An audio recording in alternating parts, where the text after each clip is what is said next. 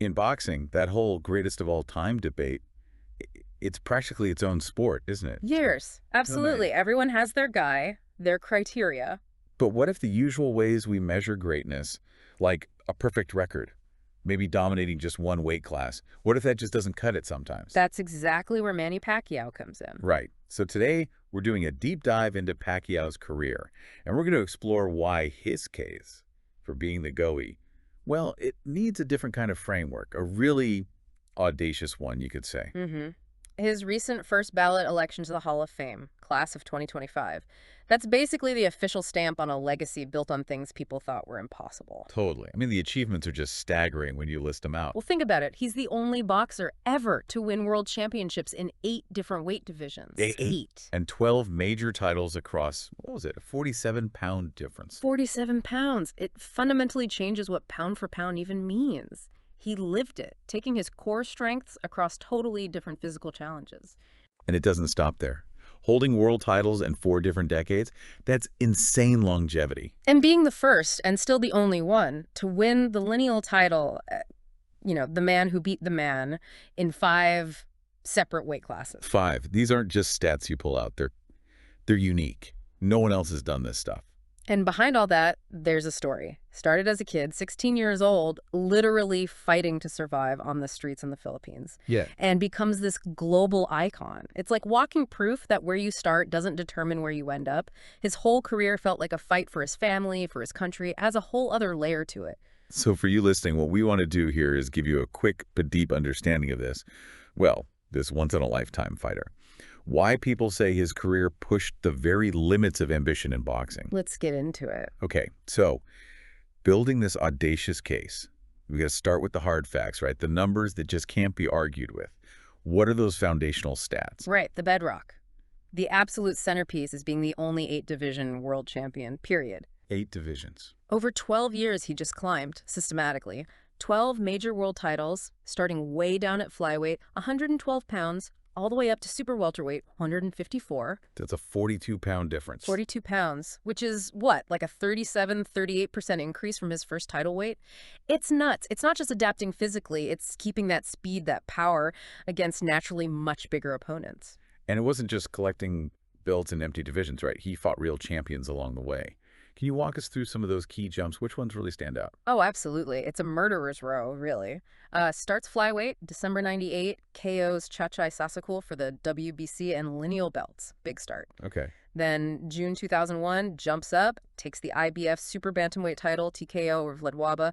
Then at featherweight, November 2003, that was the Marco Antonio Barrera fight. Ah, Barrera. That felt like his arrival on the huge stage. Totally. An 11th round TKO. Yeah. Then March 2008, he beats Juan Manuel Marquez split decision. Very technical for the super featherweight titles. The rivalries were legendary. Oh, yeah.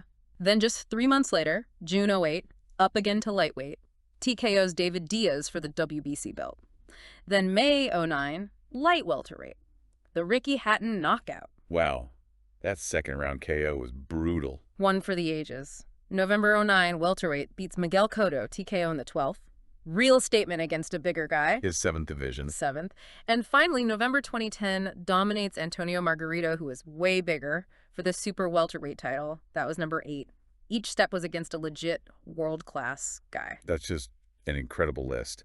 How does that stack up against historical greats like, say, Henry Armstrong holding 3 belts at once back in the day? It's a fair comparison, but the context is different. Armstrong was amazing, no doubt. But back then, fewer weight classes, maybe 8 to 10. Now we have 17. Talent's more spread out. Exactly. Deeper competition in each division. Plus, Pacquiao did a lot of his work in the glamour divisions, flyweight, featherweight, lightweight, welterweight. He wasn't ducking anyone. He was chasing the best, constantly. And the time he spent doing it. Holding titles across 4 decades. How is that even possible in boxing? It's honestly hard to wrap your head around. He's the only one. Ever. 4 decades. 90s, 2000s, 2010s, 2020s. Well, that first title was 98? WBC flyweight. Yep, that's the 90s. The 2000s were his big climb, most of those titles. Then 2010, he gets the super welterweight belt. And then 2019, he beats Keith Thurman for a welterweight title.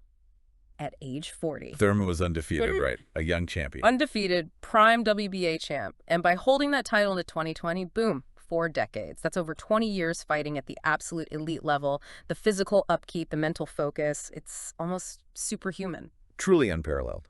Okay, but you mentioned the alphabet belt. Sometimes people get skeptical about those. What about the lineal championship, the man who beat the man? How does he stack up there? Ah, yes, the lineal title. For the purists, that's the real measure, the gold standard. Right. And again, Pacquiao is in his own category, first and only boxer to win the lineal championship in 5 different weight classes. 5. Which ones? Flyweight, featherweight, super featherweight, light welterweight, and welterweight. Wow.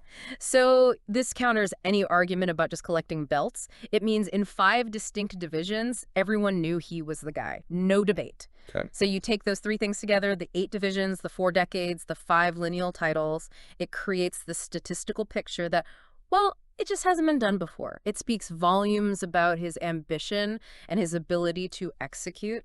So the numbers paint this incredible picture. Yeah. But the how is just as fascinating.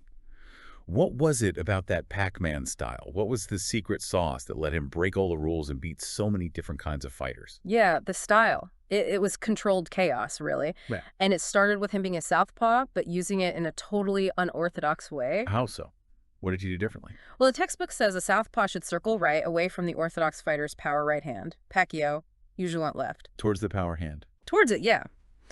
But he combined that leftward movement with this subtle diagonal step back. It created this optical illusion almost, made opponents misjudge the range. So they'd commit. They'd commit, thinking he's there, and suddenly he's just out of reach, perfectly angled to fire back. It just threw people off completely. Forced them into his kind of fight. Exactly. And while moving left, he'd launch his jab and that lead right hook down his own right side. It was unsettling for opponents. They're looking for the big left, and they're getting hit from another angle. Angles were key for him, weren't they? Absolutely critical. He had this explosive, almost hopping footwork. He could pivot mid-combination, create totally new punching lanes. You saw it against Cotto especially. He'd just turn his opponent constantly, never letting them get set. And the physical tools to pull that off. The speed and power. Oh, off the charts. Blazing speed, genuine one-punch KO power. His hand speed was just otherworldly. He could throw 5-6 punches before you could blink. That speed allowed the volume punching too, right? Definitely. Prime Pacquiao threw insane volume, like over 100 punches a round sometimes. He once threw over 1,200 in a 12-round fight. 1,200 punches. Yeah. Now, not all were designed to land hard. Lots were like diversionary tactics, occupy the guard, open things up, and he had those signature double attacks. What were those? Like these machine gun bursts. 2 quick shots, step out, step back in from a slightly different angle, 2 more shots, always balanced, always ready. It was relentless pressure, but smart pressure. It sounds like something that needed refining, though. Not just raw talent. Who helped shape that? That's where Freddie Roach comes in, Hall of Fame trainer. When Manny first walked into Wildcard Gym, he was raw.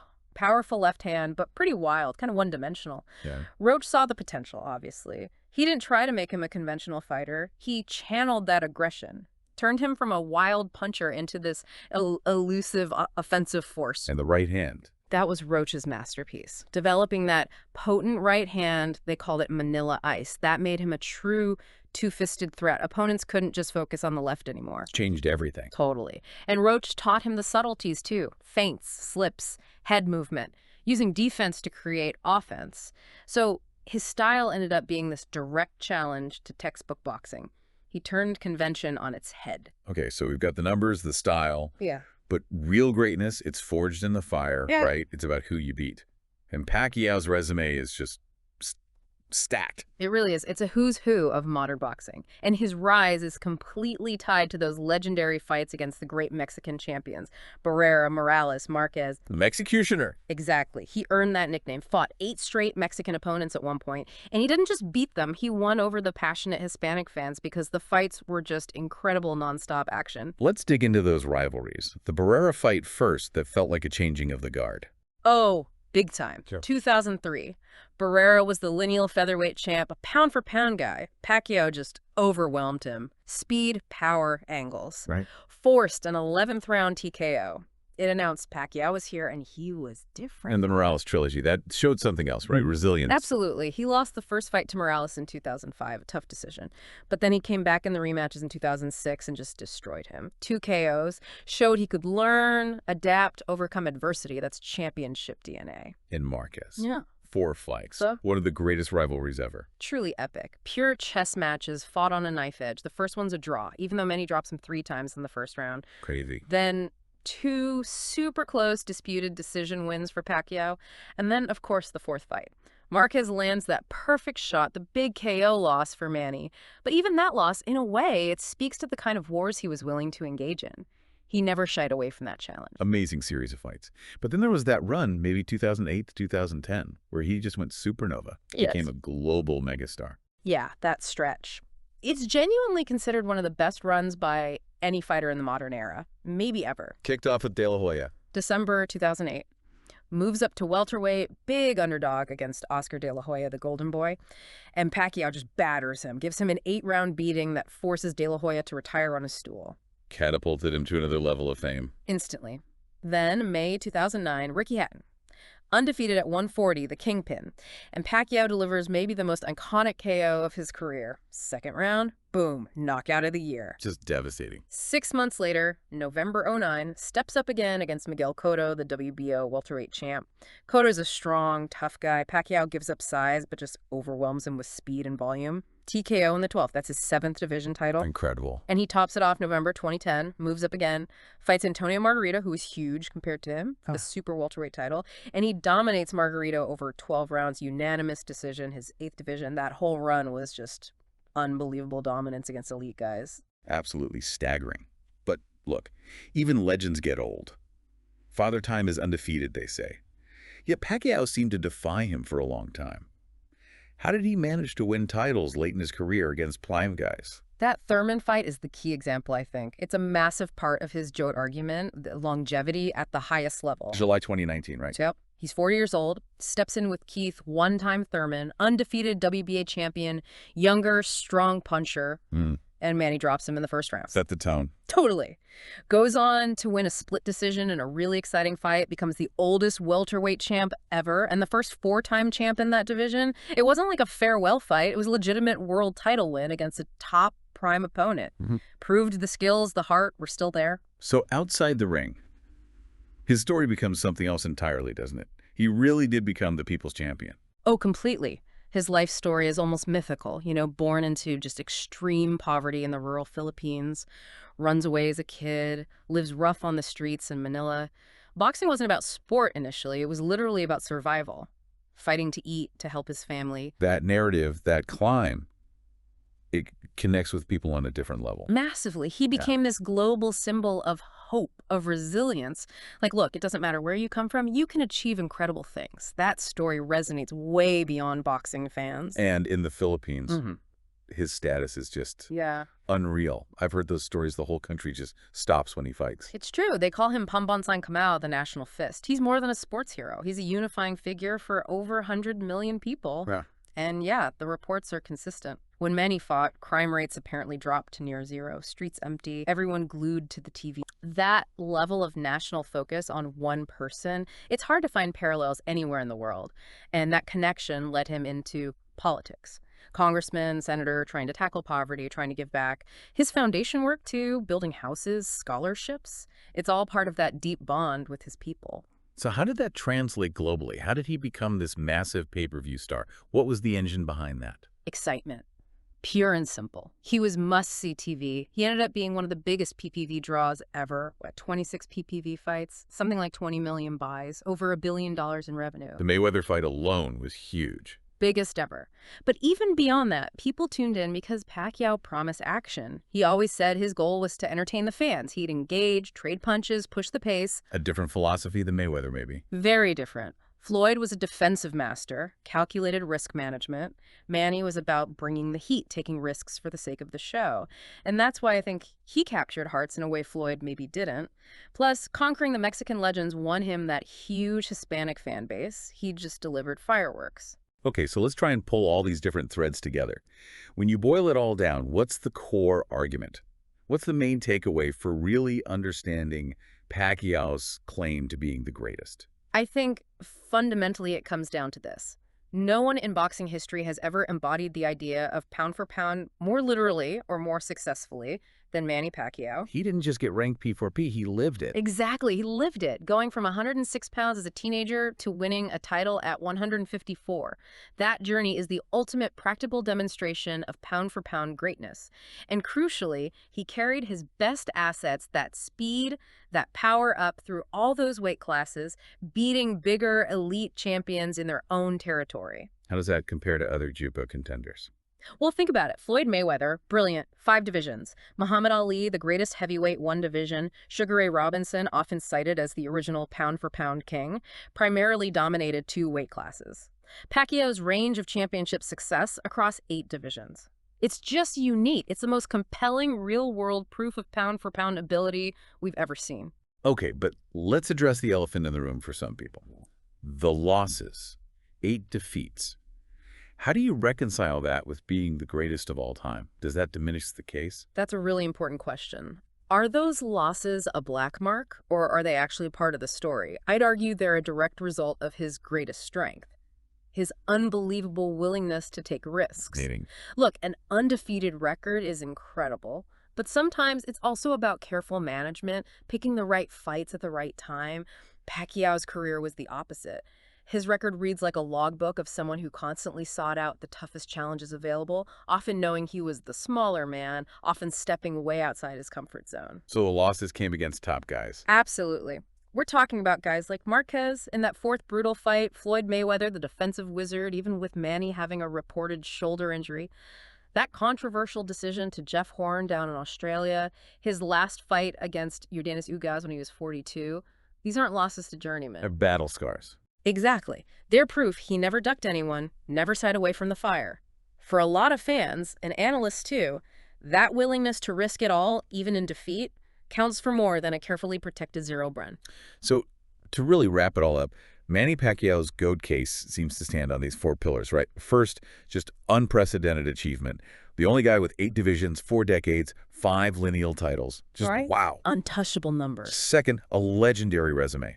Beating a whole generation of boxing icons: Barrera, Morales, Marquez, De La Hoya, Hatton, Cotto, Thurman.